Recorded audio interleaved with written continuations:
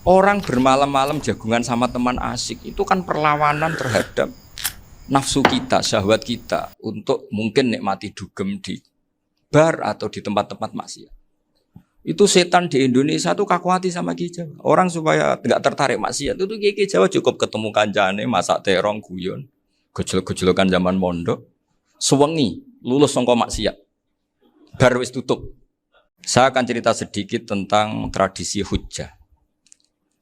Dulu lama itu kelihatannya sederhana, tapi kalau berargumentasi itu hebat. Tadi Gus Yofur menyebut kitab Mbah Hasyim itu mengharamkan kentong. Beliau masyhur itu punya kitab namanya Al-Jasus an Tahrimin Nakus. Intinya kentong itu haram.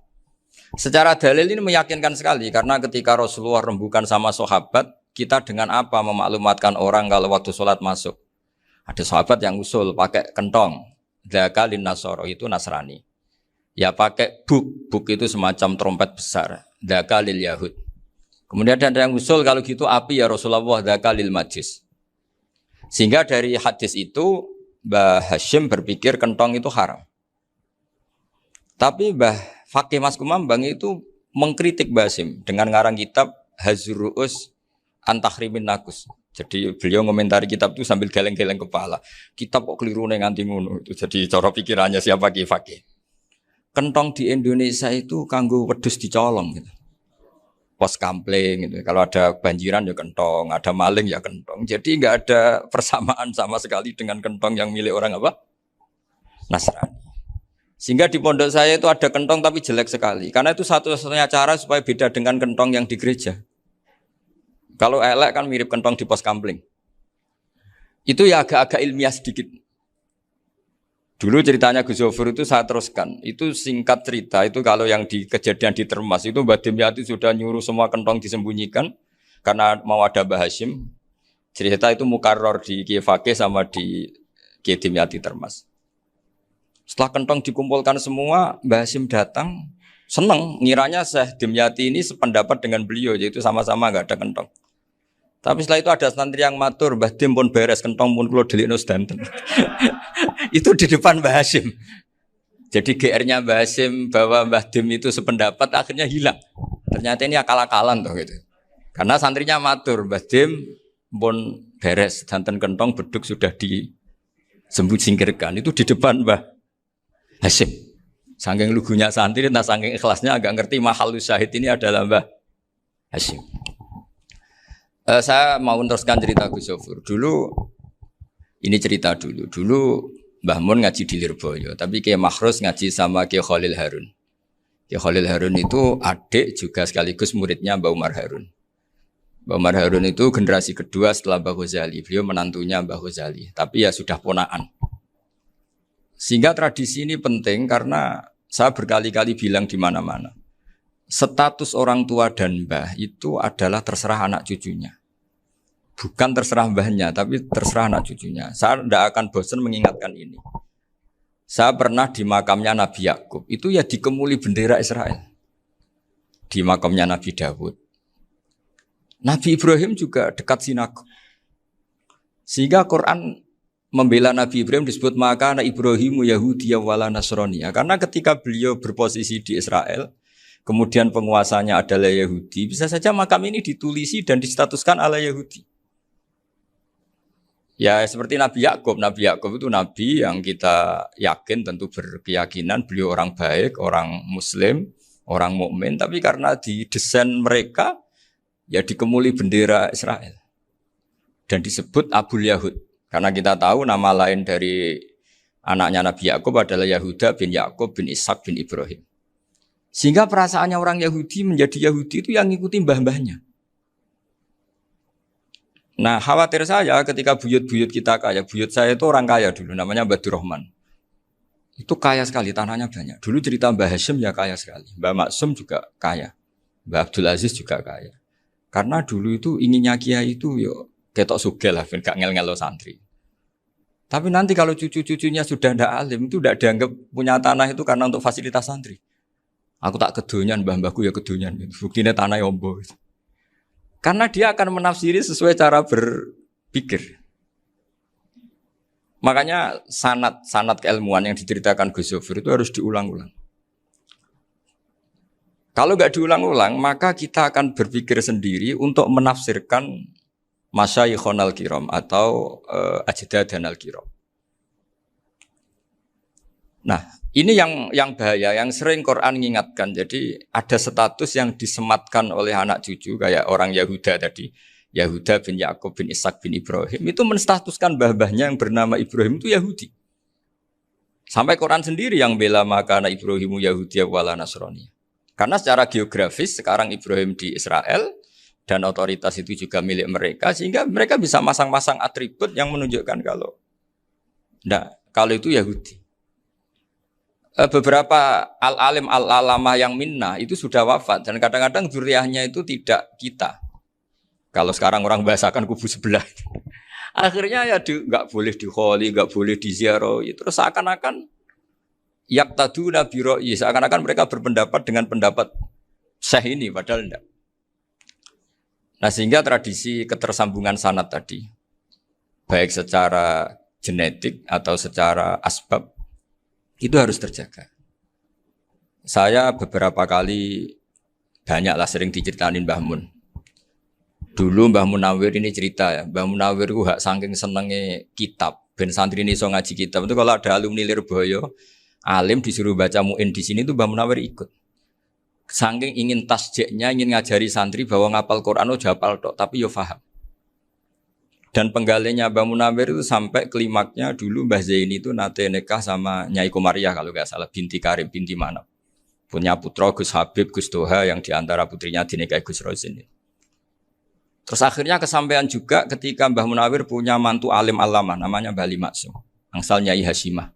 Sampai Pondok Kramjak ma'ruf bil ilmi, terutama ilmu sorof dulu karena Mbah Maksum itu komplain, fa'ala ya fulu kok terus fa'lan ya fa'ala ya fulu ya uful gitu kan. Masuk fi'il kok jejer isim gitu. Jadi dulu kata Mbah Mun itu ada persaingan ilmu sorof, sorofnya Mbah Maksum Ali Kuaron sama Mbah Ali Maksum Jogja. Jadi wali antok yang satu Maksum Ali Kuaron, yang satu Ali Maksum. Ya itu dulu saingan ngarang sorok. Nah ini yang menang siapa? Ya terserah duriannya. Kalau duriannya keren ya menang karena terserah yang kampanye. Saya bayangkan adekan Mbah Zubair tidak punya anak sealim Mbah Mun. Mungkin kalau Mbah Zubair juga tidak sewow kalau punya putra Mbah Mun. Karena saya berkali-kali bilang kalau dalam syair Arab itu kama takarroma kadang dilafatkan kama tasyarrofa bi Muhammadin adnanu. Orang berpikir Adnan itu siapa? Itu karena ada Nabi Muhammad SAW. Orang mencari-cari Mbah Mun itu mencari Mbah Zubair karena ada Mbah Mun. Orang mencari Mbah Dahlan karena ada Mbah Zubair. Wong kok alime ngono iku bapake sapa? Wong kok alime ngono iku putune sapa? Tapi kalau kita ini sudah ndak alim, ini orang sudah nggak tertarik nyari-nyari leluhurnya karena dianggap selesai. Jadi yang dengan tanda kutip yang menghabisi mbah-mbahnya itu ya mesti cucunya. Ini mau ngamuk, mau peringatan, tapi ini juga peringatan pada diri saya sendiri. Jadi sehingga zuriyah ini penting. Kenapa para nabi mesti donga zuriyatan thayyibah? Kenapa selalu berpikir tentang zuriyah? Wa ja'alaha kalimatam baqiyatan fi aqibi. Karena zuriyah ini yang nanti bisa menstatuskan leluhurnya. Seperti tadi cerita Mas Maftuh ini tak puji betul, saya hari ini tidak ingin gojlok. Supaya kewalian saya tidak tergerus oleh kedoliman. Saya pernah diceritain Gus Zofur juga sering baca buku tentang Mbah Maksum. Dulu Mbah Maksum kalau wasiat kembali ya gitu. Kamu harus NU dan harus mempertahankan NU. Tapi tidak dengan cara membenci Muhammadiyah. Dulu Mbah Mun juga sering cerita. Dulu Mbah Hasyim itu ngaji Syekh Mahfud. Nah Mbah Ahmad Dahlan dulu namanya Darwis sering ngaji sama Syekh Khotib Minangkabau. Zaman itu Syekh Khotib sudah modern, sudah ikut gerakan Abdu, gerakan Almanar. Sehingga bawaannya Mbah Ahmad Dahlan ini agak agresif. Yang Mbah Hasyim karena hanya mulazim di Syekh Mahfud, hanya sesekali ngaji Syekh Khotib, beliau lebih seperti itu. Dan dua beliau ini sama-sama pernah ngaji Mbah Soleh Darat di Semarang. Mbah Hasyim sama Mbah Ahmad Dahlan yang dulu namanya Darwis. Jadi ini masih min muskatin wahidah mimam bain wahid. Sehingga kita tidak kaget ketika Mbah Ali Maksum mengomentari Muhammadiyah itu masih ahli sunnah wal jamaah. Makanya nanti terakhir saya baca kitabnya Mbah Ali dan sering saya pelajari. Andai kan kita ini sepakat dengan ilmu, ya kita tahulah Kalau Abu Hanifah itu tidak kunut, Imam Syafi'i kunut. Berarti kunut itu mazhabnya Abu Hanifah, bukan mazhabnya Mbah Ahmad Dahlan. Apa ndak kunut itu mazhabnya Abu Hanifah, bukan mazhabnya Mbah Ahmad Dahlan. Kita kunut itu mazhabnya Imam Syafi'i, bukan mazhabnya Mbah Hasyim. Ini semuanya masih dalam bingkai ilmu. Adzan qabla subhi juga riwayatnya jelas. Tidak adzan ya sudah perilaku kita sudah jelas. Dulu Mbah Mun sering didik kita gitu. Saya sering dengar cerita kalau dulu Pak Arif Fakhruddin begitu hormat sama Mbah Ali, apalagi zuriyahnya Mbah Azhar Basir, karena beliau dulu do ngaji di Termas. Dulu itu enggak ada masalah karena semuanya dianalisis pakai ilmu. Tapi sekarang pakai identitas, yang kunut tuh NU, yang enggak kunut Muhammadiyah. Berarti Abu Hanifah itu Muhammadiyah, Imam Syafi'i itu NU. Berarti Imam Syafi'i itu ya anak buahnya Ki Miftahul Ahyar kira-kira gitu kan anak buahnya Pak Said Akil. Kan terus jadi repot. Dulu kita ini pengagum ilmu, bukan pengagum perbedaan. Sehingga di sini yang saya kagum dari sekian ceritanya Mbah Ali Maksum, supaya kitab ini to the point, supaya nggak lama-lama karena waktunya juga. Nanti kalau kemalaman ini kena semprit ini sudah. Ini diantara yang diceritakan Bali itu unik. Imam Syafi'i itu sering tawassul, sering wasilah sama siapa itu? Abu Hanifah. Ini sudah tak petakan, saya baca yang sensitif lah. So, yang ini ya.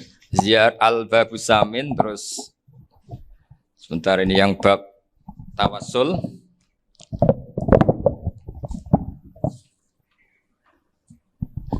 Ini di sini halaman 90, mungkin santri-santri kerap ya bisa ngecek lagi di kitab Hujatul Ahli Sunnah. Ketika cerita tawassul, di antara yang diceritakan Mbah Ali Maksum adalah perilaku ya, bukan sekedar statement tapi apa? Perilaku. Perilakunya Imam Syafi'i atau ahwalnya kalau bahasa halusnya, yang selalu ke makamnya Abu Hanifah untuk tawassul. Padahal Imam Syafi'i itu orang yang secara ilmu sering kritik Abu Hanifah. Jadi ini saya baca ini di halaman 100, jadi tawassul mulai halaman 9 berapa ini? Sampai halaman ini yang Qala sami'tu Syafi'iyya yaqul inni la atabarraku bi Abi Hanifah wa aji'u ila qabri fi kulli yaumin za'iran. Fa idza uridat li hajatun shallaitu rak'atain, halaman 100, waji'tu wa sa'altu wa ta'ala al hajat indahu fama tab'udu anni hatta tuqda. Kanal Imam Syafi'i ayyama huwa bi Baghdad yatawassalu bil Imam Abi Hanifah yaji'u ila dorihi fayusallimu alaihi wa yatawassalu ila Allah bihi fi qada'i hajati. Terus wa yatawassalu Imam Ahmad bi Imaminas Syafi'i. Jadi di antara yang diceritakan Mbah Ali Maksum itu betapa Imam Syafi'i yang terkenal sering mengkritik Abu Hanifah dalam tatanan fikih karena beliau tidak percaya ada istihsan. Abu Hanifah berpendapat adanya istihsan, dan kita tahu lah ikhtilafu Syafi'i wa Abu Hanifah itu besar sekali. Tapi beliau itu tahu Abu Hanifah itu orang yang sangat soleh. Abu Hanifah itu kalau ketemu sama orang yang utang beliau itu yang lari bukan yang utang Abu Hanifah, karena takut orangnya itu izin. Jadi kalau ketemu yang utang di jalan itu yang sembunyi itu Abu Hanifah. Kenapa engkau sembunyi? Ada yang utang saya lewat, nanti orangnya malu. Jadi setingkat Robi'ah Adawiyah itu beliau di rumah ada maling itu sembunyi. Ditanya kenapa engkau sembunyi? Malu, gak ada yang dimaling. Malu sama malingnya karena serumah itu gak ada barang yang layak dicolong itu. Itu Robi'ah dia sembunyi. Itu yang bisa niru itu Abu Hanifah. Jadi wali-wali besar ini ternyata saling menghormati dan saling tawassul. Nah saya berharap tawassul ini bukan sekedar perilaku sosial, tapi memang ada sanadnya. Sehingga terus diceritakan Bali di sini dulu istaqa Umar bil Abbas. Kata siapa tawassul harus dengan Rasulullah SAW? Dulu istaqa Umar bil Abbas. Sayyidina Umar itu tawassul istisqa dengan Sayyid Abbas. Padahal kita tahu Sayyid Abbas ini tidak nabi. Terus beliau cerita sampai Imam Syafi'i tawassul sama Abi Hanifah. Sehingga nggak ada perdebatan itu kan Umar. Kalau Umar kan ada jaminan boleh diikuti karena beliau sahabat. Bali cerita tentang Imam Syafi'i yang tawassul dengan Abu Hanifah. Seargumentatif itu. Sehingga ada cerita dalam sebuah tafsir, ya saya ulang lagi, ada cerita di sebuah tafsir, kenapa Nabi Musa ditanya Allah, wa ma tilka biyaminika ya Musa. Ma'ana wa ta'ala a'lam, tentu Allah sangat tahu yang dibawa Musa itu apa. Karena Allah tahu Nabi Musa itu grogi. Orang dipanggil Wali Maksum pasti grogi, santri dipanggil Mbah Mun pasti grogi. Kenangan saya setiap dipanggil Mbah Mun ya mesti tanya, yang ringan-ringan, wis sarapan ya. Arung sarapan ya sarapan. Pas sarapan ya kan tanduk mangan sing enak, wong santri ora tau mangan enak. Ya enggak pernah ngomong yang penting, ngendikan yang penting. Nah, karena Nabi Musa ini grogi, ini sebagian tafsir. Itu ditanya yang ringan, saku iku nggawa apa? Karena pertanyaannya ringan, Nabi Musa juga ringan. Ya Nabi Musa itu sampai lali, iku pangeran sing ya'lamu sirra wa akhfa. Diterangno. Niki tongkat Gusti. Gunane kathah Gusti tongkat iki. Qala ya aso ya atawakkau 'alaiha wa ahusyu biha 'ala ghanami wal ya fiha ma'arifu ukhra. Oh, tongkat Gusti niki penting mesti. Nggih nak. Nggih macam-macam lah Gusti. Atawakkau 'alaiha wa ahusyu biha 'ala ghanami kangge menghalo kambal. Masih terangno terakhir dan yang lain-lain Gusti. Wal ya fiha ma'arifu ukhra. Sehingga akhirnya rileks. Karena Nabi Musa terus ngerti. Ternyata ketemu pangeran itu gak seserem yang saya bayangkan gitu. Pertanyaannya ringan. Itu ada ilmunya. Tapi cerita ini yang versi tafsir ini tidak yang seperti di Manaqibul Ghazali.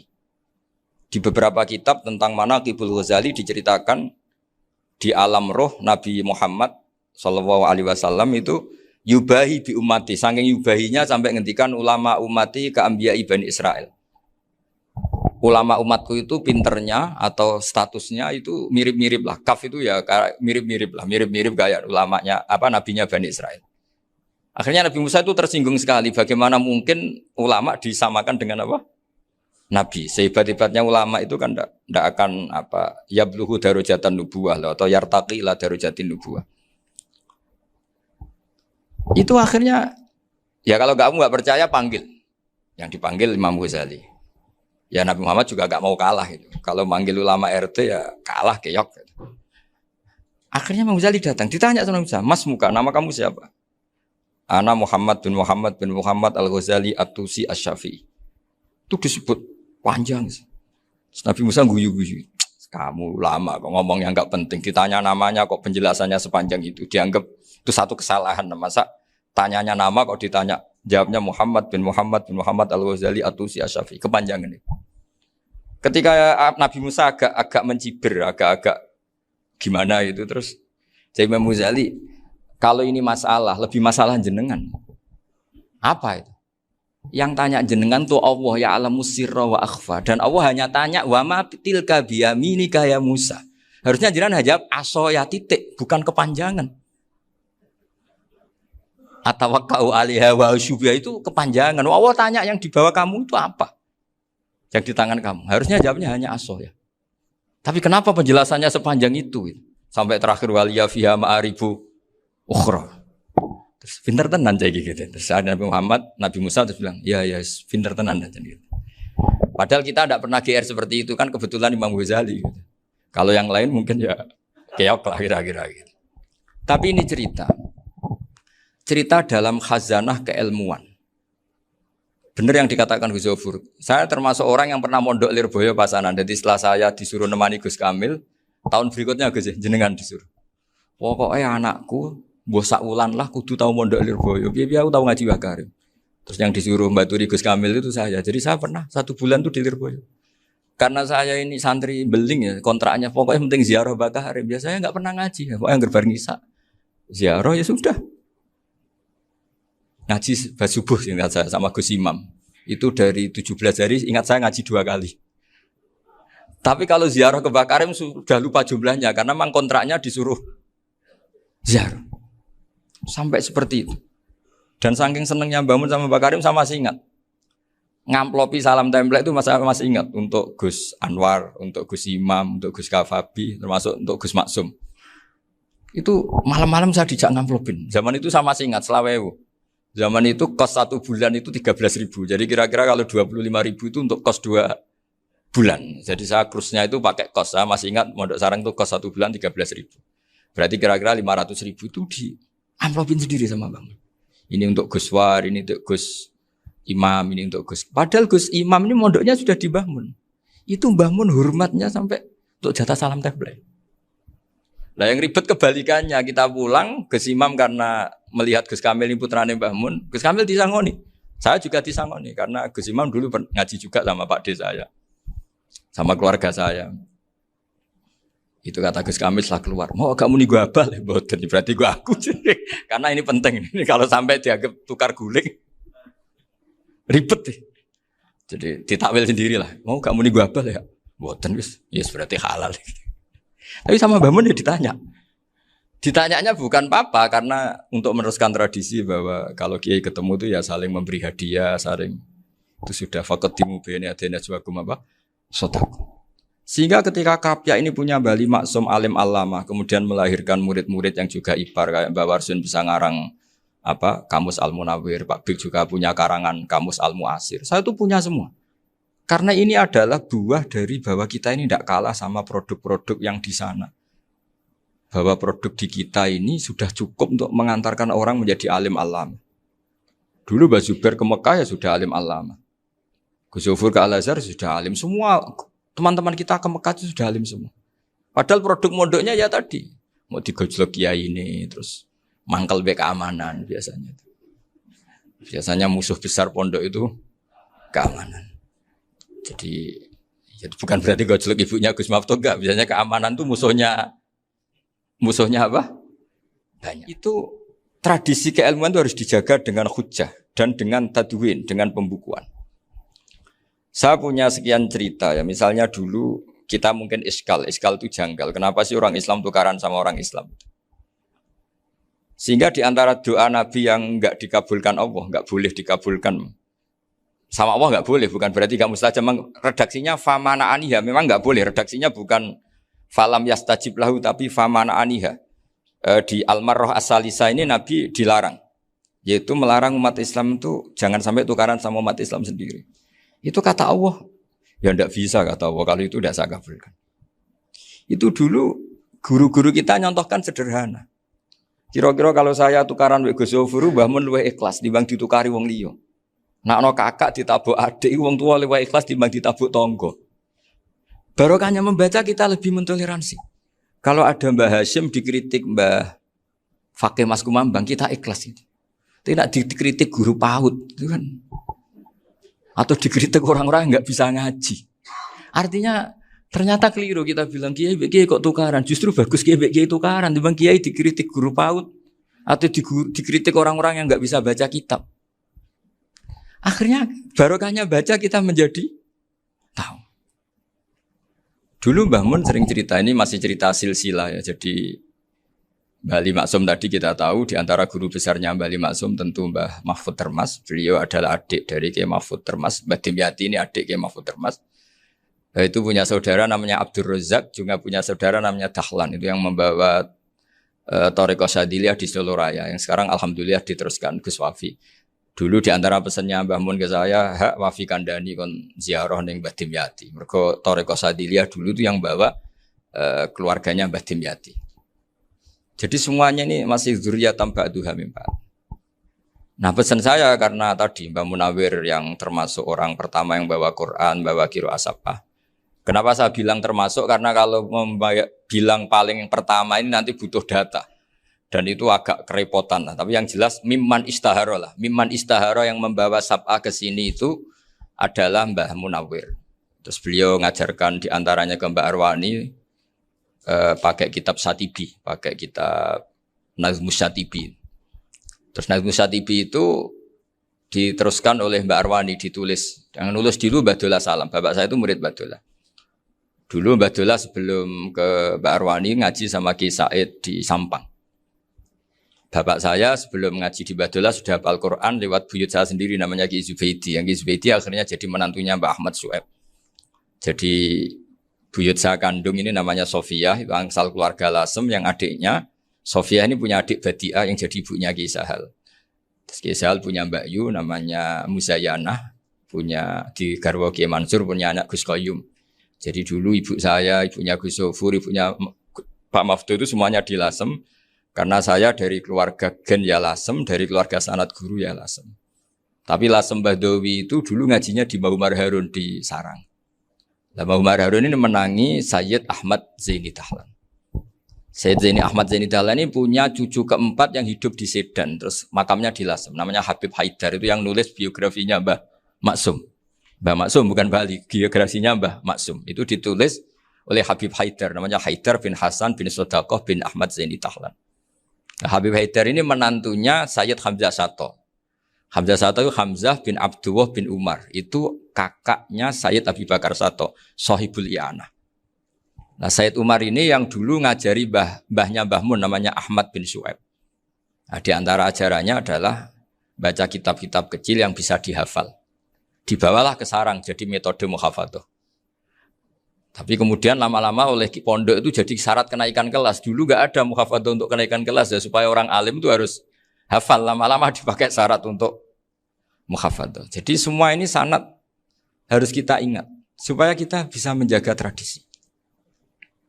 Termasuk tradisi ini kiai seneng jagungan, terus ngomong ra penting. Itu juga sanad. Setahu saya Mbah Mun itu kalau ketemu bapak ya guyon terus. Saya punya kenangan tuh yang dulu agak iskal tuh begini. Ada isu lah, entah isu entah hoax entah apa, ada kaji itu agak beling itu, pokoknya beling lah. Seneng siapa itu, rondo lah apa. Pokoknya beling gitu. Ketika Mbah Mun dilaporin tamu kalau kaji itu beling sama rondo itu. Mbah Mun tanyanya lucu. Lho ayu no cung. Wahyu banget Mbah. Wahyu. Itu bapak juga bakas ayu nih. Dulu saya sekali ini kiai kok bakas wong ayu, bakas budine barang lah kira-kira gitu. Tapi setelah saya tambah alim, tambah ngerti itu, kata bapak gini. Ya abek bakas ayu hak, timbang iya, no malah kozaf. Ternyata seni. Sekali Mbah Mun atau bapak bilang, waji kok zino kaji, maka larinya ke kozaf. Maka menghindari bahasa menuduh, ngomong yang nggak penting. Loh ayu no. Jadi kiai dulu tuh orang sok suci tapi menghindari hal-hal yang jadi punya seni untuk ngelola kehidupan. Orang bermalam-malam jagungan sama teman asik itu kan perlawanan terhadap nafsu kita, syahwat kita untuk mungkin nikmati dugem di bar atau di tempat-tempat maksiat. Itu setan di Indonesia tuh kakuati sama Ki Jawa. Orang supaya tidak tertarik maksiat itu Ki Jawa cukup ketemu kancane masak terong guyon, gejol-gejolokan zaman mondok, sewengi lulus sangka maksiat. Bar wis tutup. Perlawanannya sederhana, enggak pakai tahajud, enggak pakai wiridan karena Ki Jawa juga koyoke rapati potongan ahli ibadah gitu. Itu jagungan. Jadi setahu saya itu pernah lihat Bali itu sekali ketika beliau ngisi ceramah di Mbah Hamid Bedowi. Saya masih kecil diajak bapak. Dulu kalau bapak ngelihat Bali sama Mbah Hamid itu mesti nangis. Karena dua orang alim bertemu. Yang akhirnya ya bisanan itu. Mbah Hamid punya anak Gus Nasih, di sini ada Mbah Nafisa, terus jadi Mbak Salih Hindun itu. Jadi dulu tuh ya guyon terus ketika ketemu. Itu yang sering bodoni Mbah Hamid itu ya Ki Bisri. Ki Bisri itu kalau datang ke Ki Hamid Pasuruan, nak wali tenan aku teko ditata nomangan. Jadi ukurannya ya. Ternyata sampai sana di keimangan tenan. Masih belum mengakui, kan nak wali tenan aku kiai rung di mobil, dongakno aku di mobil. Sudah kalah satu seri itu masih gak terima. Lalu itu Mbah Hamid akhirnya berdoa, ayo monggo, mungkin-mungkin Ki Bisri gak ada mobil. Itu setelah didoain masih tanya, mereknya apa merek? Jadi itu Mbah Hamid jawab, yo paling Holden itu. Nah, paling Holden. Itu nyari mobil itu ya adalah dapatnya Holden. Suatu saat Mbah Bisri diundang Mbah Hamid gak dikasih pisar. Karena utangnya sudah banyak Mbah Hamid. Mbah Bisri ini utang doa tadi. Itu ya gak dikasih pisar. Ya gak mau kesang rapopo kelambimu kayak aku. Didol sama muhibbinya Mbah Hamid. Itu harganya melebihi jatah bisaroh. Ketemu Mbah Hamid. Kang, susu Kang, mergo. Jadi dulu itu rileks, makanya ini yang diceritakan ke Zofur. Sebetulnya kalau kiai-kiai itu bersanad itu ya rileks, hidupnya itu rileks.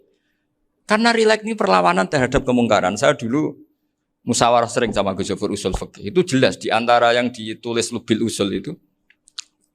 Ya kita tahu tadi misalnya sanad usul fikih, Mbah Ber itu sangat al-usuli Kiai Zubair Dahlan, abahnya Mbah Mun. Punya murid di antaranya Kiai Sahal. Kiai Sahal punya karangan Thariqatul Husul fi Syarhi Lubil Usul. Itu Thariqatul Khusyul itu beliau ngendikan dalam mukaddimah bahwa saya bisa mensarah ini berdasar ngaji, maknani sama Mbah Zubair.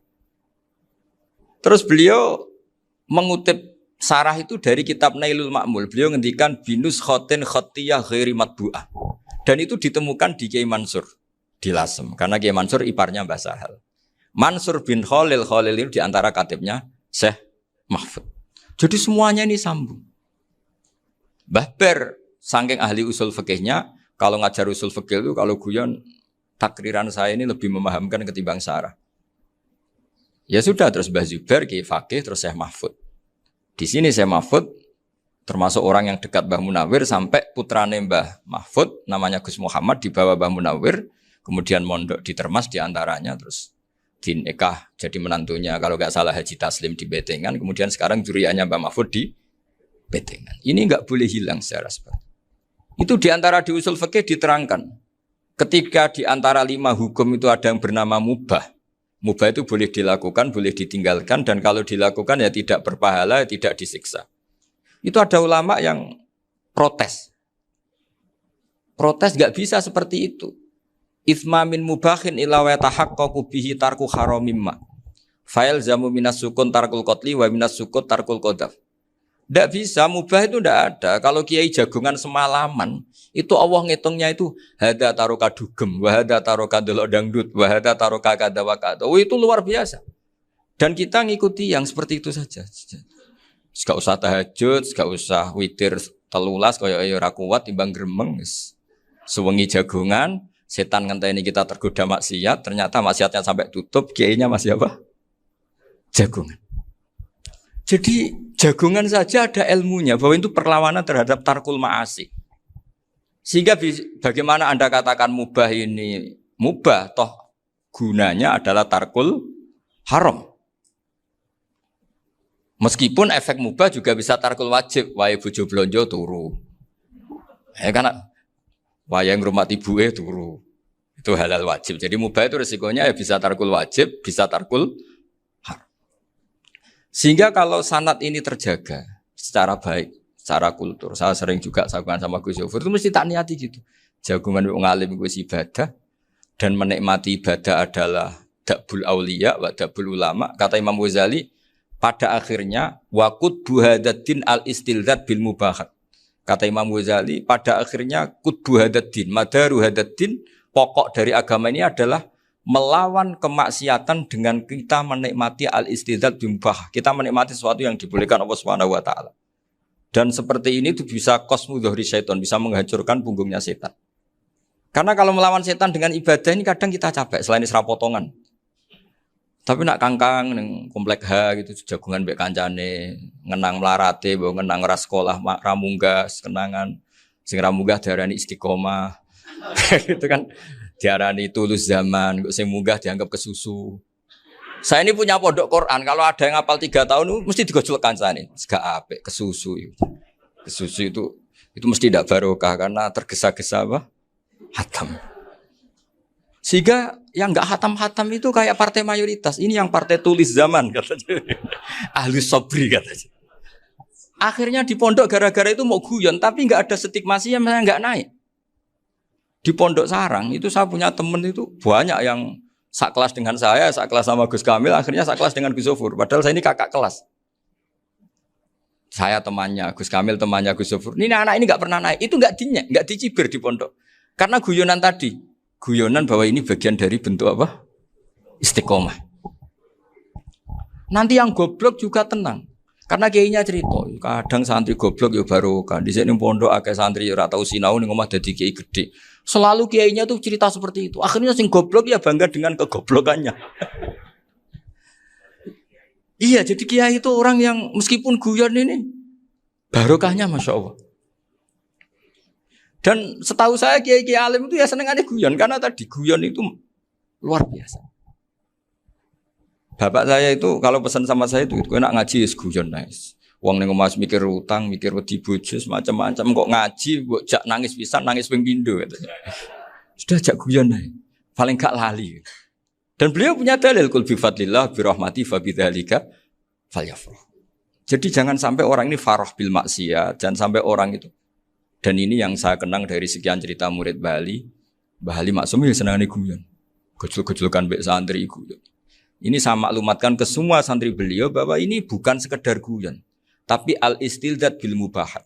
Ini adalah perlawanan terhadap setan karena banyak orang bisa senang tuh kalau nunggu maksiat. Ini bisa senang dengan sesuatu yang tidak maksiat. Itu kayak apa hebatnya? Makanya Nabi itu kalau ketemu sahabat ya sering ngendikan yang ringan-ringan. Ya Umar ma'afalan duher jom. Mana piye ije. Kalau ketemu anak kecil ya. Nanti ketemu yang tua-tua yang sudah enggak bisa mikir. Ya cerita-cerita saya mohon sekali murid-murid kerap. Ya jangan hanya ngaji fikih. Kalau hanya ngaji fikih itu posisi Abu Hanifah itu seakan-akan nyun sewu orang yang sangat tidak ahli hadis. Karena beliau di situ kelihatan kalah sekali dengan Imam Syafi'i. Apalagi di perdebatannya Muhammad bin Hasan Asy-Syaibani dengan Imam Syafi'i itu kelihatan sekali betapa Abu Hanifah itu orang yang nyun sewu ditinggalkan dalam ilmu hadis. Sampai beliau hanya dapat gelar min ulama ahli ra'yi, termasuk ulama yang kuat logikanya. Juga harus baca kitab-kitab seperti ini. Ternyata di balik Imam Syafi'i mukhalif pada beliau di bab-bab fikih, perilakunya sangat hormat. Sampai beliau tuh kalau tawassul ke kuburannya Abu Hanifah. Dan beliau ngendikan an-nasu fil fiqhi iyalun ala Abu Hanifah. Semua orang yang ahli fikih itu masih anak buahnya Abu Hanifah. Saya berkali-kali cerita, mazhab Syafi'i itu alatut tadhir hanya dua, yaitu al-ma' wa turab. Abu Hanifah nambahi wanar. Alasannya Abu Hanifah, orang mukmin yang dosanya banyak itu dibakar di neraka. Dan alasannya Allah litadhirihim, untuk mensucikan mereka. Sehingga pikirannya Abu Hanifah, an-nar itu min alatit tadhir. Apa yang terjadi ketika bata itu batu bata yang dibakar, di situ campur teletong, campur apa-apa. Itu kalau sudah mazhab Abu Hanifah selesai, sudah suci. Karena sudah ngelewatin pembakaran. Meskipun kita tidak akan kalau kehilangan air terus wudu dengan api, bisa bunyak semua itu. Tapi apapun itu menjadi solusi. Sehingga saya punya kitab namanya Ikhtilafu Malik, Ikhtilafu Malik wa Abu Hanifah atau Ikhtilafu Syafi'i ma Abu Hanifah. Itu kelihatan sekali kalau Abu Hanifah itu nyuruh posisinya kalah. Karena yang ngarang orang-orang Syafi'i. Tapi kalau melihat kitab-kitab kewalian, misalnya di kitab Mizan Kubro ini juga sering disebut kisah itu Mbah Ali Maksum tentang Imam Sa'roni. Berkali-kali beliau mengutip Mizan Kubro. Itu Abu Hanifah adalah orang yang sangat mukasyafah. Artinya ketika Nabi cerita air wudu itu menjatuhkan dosa, tidak ada air wudu yang jatuh ke kamu kecuali saat itu juga dosa kamu jatuh. Itu beliau datang ke Madharota Kufah. Kemudian beliau bilang sama si orang tua tadi, tub anizina. Orangnya terus bilang atubu minazina. Ada lagi pemuda datang dibilangin tub an ukuki walideka. Terus bilang tub tu an ukuki walidaya. Sampai yang terakhir ada tub an simai alatilahwi atau an samai alatilahwi. Terus tub tu an samai. Ketika orang itu ditanya, kenapa engkau begitu tahu dosanya apa? Saya tahu air wudhu ini menjatuhkan apa. Jadi kira-kira kalau zina mungkin ya batang babi lah. Kalau hanya sekedar melihat bak-bak mungkin ya curut atau tikus lah kira-kira gitu. Nah dulu diluk ya mungkin ya tikusnya cilik gitu. Nah dulu suwi ya tikus werok itu atau apalah. Pokoknya beliau itu tahu. Tapi anehnya Abu Hanifah apa? Setelah itu dia nangis minta mukasafahnya ditutup. Ya Allah saya ini mukasafah kok malah menjadi tahu sawatil mukmin. Padahal aturan syariat jenengan man satara musliman satarahu bahwa enggak baik melihat jeleknya orang mukmin. Minta ditutup. Makanya saya ini bangga ada mukasafah. Makom yang kita sampai sekarang tuh makom setelah Abu Hanifah mukasafah. Jadi Abu Hanifah repot-repot mukasafah, minta makomnya ditutup tidak menjadi mukasafah. Dan alhamdulillah kita sudah tidak mukasafah sebelum minta ditutup. Jadi kita ini keren. Keren karena aturannya itu man satara musliman satara huwa, yang tidak tahu aibnya orang muslim maka Allah akan nutupi aibnya di akhirat. Dan kita alhamdulillah barokahnya tidak mukasafah, tidak ngerti aibnya orang mukmin. Jadi kita harus pakai patokan ilmu. Saya ulang lagi, kita harus pakai patokan. Makanya saya tahu betul ketika Kiai Hamid Pasuruan, beliau dulu ngaji Jamul Jame, ngaji Juman, Mbah Ali Maksum di sana sama Gus Habib, sama Gus Muhammad bin Mahfud. Termasuk mbah saya kandung dulu Kiai Sidik, mbah saya yang dari itu juga ngaji di Termas. Bapak saya dulu Kiai Nur Salim ngaji di Buyut Baiti. Dulu itu kawin juga sederhana, kayak cerita Gus Zofur. Jadi bapak saya kandung itu Kiai Nur Salim itu ngaji di Mbah Baiti. Mbah Baiti itu adik kandungnya buyutnya saya dari ibu. Nah, Mbah Bedi itu teman akrabnya mbah saya namanya Kiai Nursam, Mbah Nursam. Singkat cerita terus Nur ke Jorabin arah-arabekno itu. Setelah bapak saya ke Mbah Dullah mau ditawarin jadi mantu, kata bapak saya kula pun dipek mantu Mbah Bedi. Akhirnya dapat ibu saya itu. Karena ibu saya itu cucu Mbah Bedi, cucu lambung. Jadi mbahnya ibu saya itu Mbak Yunya Mbah Bedi. Namanya Mbah Sofia tadi yang dapat Mbak Idris itu. Yang Mbak Idris ini bin Umar. Ya Mbah Umar yang mbahnya Mbah Hamid. Hamid bin Abdul bin Umar. Kalau bahasa itu Fatimah binti Idris bin Umar. Dulu kecilnya Mbah Idris namanya Abdul Khalik. Kalau kecilnya Mbah Hamid namanya Abdul Mukti. Kalau kecilnya Mbah Maksum namanya Muhammadin kalau nggak salah. Dulu itu namanya dua-dua karena diganti ketika musim apa? Haji. Jadi ini terjaga. Sehingga tidak ada ceritanya kiai-kiai yang jagongan kemudian santrinya itu yang agak-agak khawatir. Kiai kok sungi-sungi jagongan, gak tahajud, gak duha, itu tidak ada. Karena ini dianggap fi'lul mubahat untuk melawan mungkarat. Jadi sehingga di kitab Ihya diterangkan, kamu jangan ngira orang-orang soleh ketika jagungan itu min ahlil bitolah wa takasul. Itu orang-orang yang pemalas itu enggak. Tapi mereka bisa mengasyiki Allah. Bahwa dalam jagungan ketemu teman ya asik, gejul-gejulkan sama Pak Maftuh ya asik. Dan keasikan ini bentuk perlawanan terhadap keasikan harus dengan maksiat. Itu kayak apa kalau kita ngaji sampai seperti itu. Termasuk tadi yang diceritakan Pak Maftuh kitab Hunyah. Semoga beliau cerita juga pernah belajar. Saya pernah belajar kitab Hunyah khatam. Itu diantara yang diceritakan Syabdul Qadir Al-Jilani tadi kata beliau Al-Jilani dipakai Jim Al-Jilani. Ini agak beda dengan kita. Mbah Zubair itu punya kitab namanya Al-Qolaid Al-Uluyah. Beliau menfatwakan nama-nama ajam itu kamu bebas. Ajamiyun fasna bihi masyita. Sehingga kita kalau punya kiai harus mau qolal ustukhri. Sehingga mau qolal istukhri. Tirmidzi juga nasibnya sama. Qolat rawahut Tirmidziyu. Sehingga rawahut Turmudziyu. Yang satu rawahut Tarmidziyu. Ya karena kita keluarganya Tarmidzi apa enggak gitu. Makanya kata Mbah Mun sama masih ingat. Kata cerita Gus Zofur tadi, adabnya Gus Zofur itu cerita tentang keluarga ibunya. Padahal keluarga ibunya juga orang-orang soleh yang luar biasa. Itu kata Mbah Mun, kowe roh jenenge Imam Bukhari tahu ya. Jenenge sapa? Saya nyebut Muhammad bin Ismail bin Ibrahim bin Mughirah bin Bardasbah.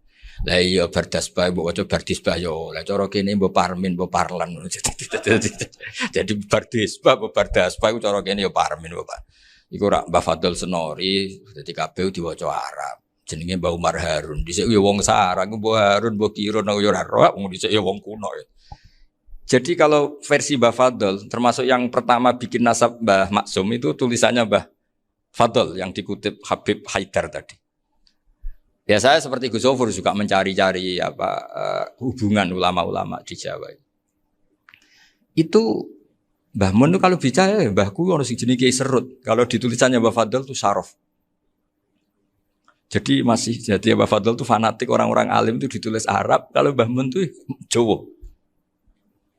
Dulu tuh ada wali seto di daerah saya. Dulu orang ya janggal. Ternyata ada sato itu kesamaan di Arabnya itu. Sehingga kiai-kiai itu ada fanatik Tirmidzi, Turmudi, Tarmidi, Jilani, Jailani karena ajamiyun fasna bihi masyita. Jadi kalau nama-nama ajam semonggo lah baca sekenanya sementing. Cuma mungkin tahqiqnya benar Pak Maftuh tadi memang di Mu'jamul Buldan itu Al-Jilani Bikasri Jim ya sudah kita baca Al-Jilani. Sebab itu kayak Pondok Pelosok Lirboyo itu menurut saya bagus. Orang itu maknani betul sama gurunya. Kalau sarang enggak. Kalau Pondok Lirboyo, pondok yang tadi ternyata keluarga Mbah Munawir sini pernah bisanan yaitu Mbah Zaini pernah nikah sama Nyai Komariah ya kalau nggak salah, punya putra Gus Habib ya, Pak Toha dan sebagainya. Itu betapa hubungan pondok Quran sama pondok kitab dulu itu nggak pernah terputus. Bapak saya setelah hafal Quran itu dulu ngaji Mbah Zubair. Jadi bapak saya sering ngutip mu'en apa, padahal bapak saya itu terkenal tuh, beliau cita-citanya itu saya ingin hafal Quran kayak hafal Fatihah. Beliau itu sampai sepulahnya sekali. Karena beliau inginnya hafal Quran kayak hafal Fatihah. Termasuk murid terbaiknya Mbah Dullah bapak saya. Itu ya ngaji kitab. Sehingga kata Mbah Mun, jadi Mbah Munawir de mantu Bali Maksum, itu ya sudah dipenggali. Sudah dipenggali dituruti pangeran. lahirlah seorang Bali Maksum yang membawa. Jadi dulu itu ya Gus Muhammad yang ngaji di Termas, nanti Mbak Arwani sebelum ngaji di sini ngaji di Tebu Ireng. Sehingga Mbak Arwani bisa ngarang kitab. Beliau ngarang kitab tentang Sab'ah. Faidul Barokat namanya. Ya nulisnya ya fasih ya. Saya punya tulisan tangannya Mbak Arwani itu banyak. Saya juga punya tulisan tangannya Mbak Hasyim Asy'ari ketika nyurati buyut saya yang di Damaran itu pakai bahasa Arab. Jadi dulu itu Mbah Ali Maksum juga sama. Surat-suratannya dulu sama tokoh-tokoh Muhammadiyah ya bahasa Arab.